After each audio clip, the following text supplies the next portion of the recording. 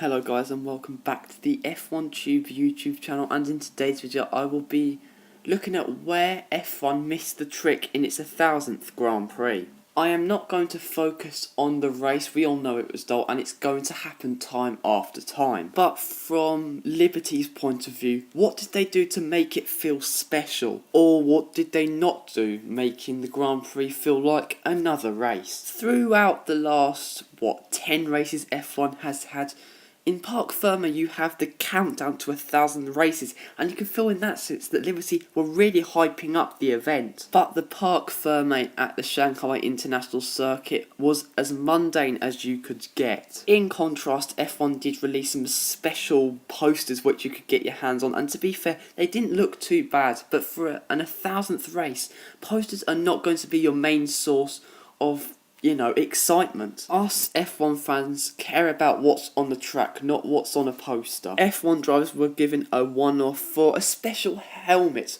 for the 1000th race, and some drivers did take that opportunity, like George Russell, Daniel Ricciardo and Romain Grosjean. And it's a nice touch from F1. Helmets can look stunning at times, and it's great to see some of the retro liveries, especially from Daniel Ricciardo's, which you can see on screen now. But with the halo, I'm not going to criticise the halo, but with the halo you can't really see much of the helmets. The helmets seem just another thing in the cars, and I would have much preferred if F1 allowed teams to change their livery, some retro looking. Imagine a retro looking Williams. I think that would look stunning. Or a Renault or a McLaren, just something to make the 1000th race feel more historic and special. Now, the podiums really did not go to plan. The trophies is basically similar to what you get at the Canadian and Brazilian Grand Prix due to Heineken's sponsorship. And it just had written on it F1 1000th, something along the lines of that. How is that a special trophy? Don't get me wrong, I love the Heineken trophy, but to commemorate the 1000th Grand Prix, really? To commemorate a landmark achievement,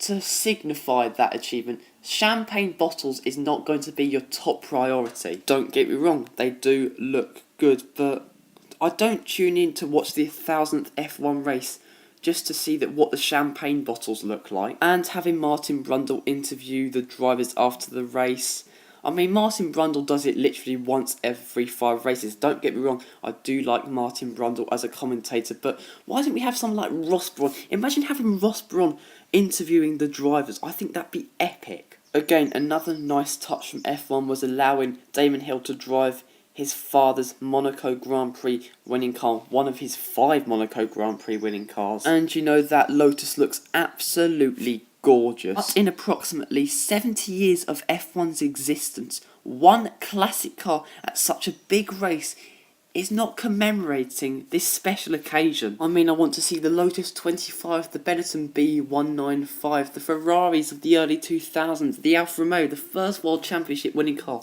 All of those cars were just not used. And then you have the photo.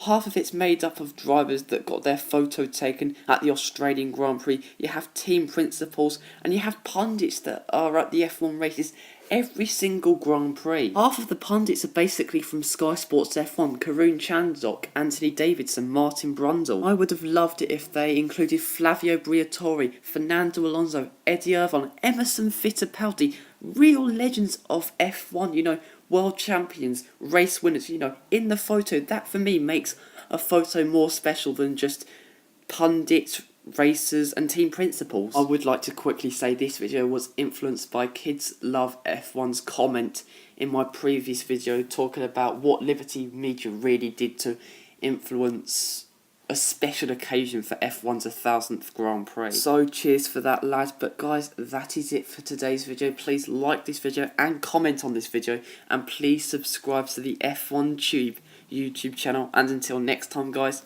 see you later.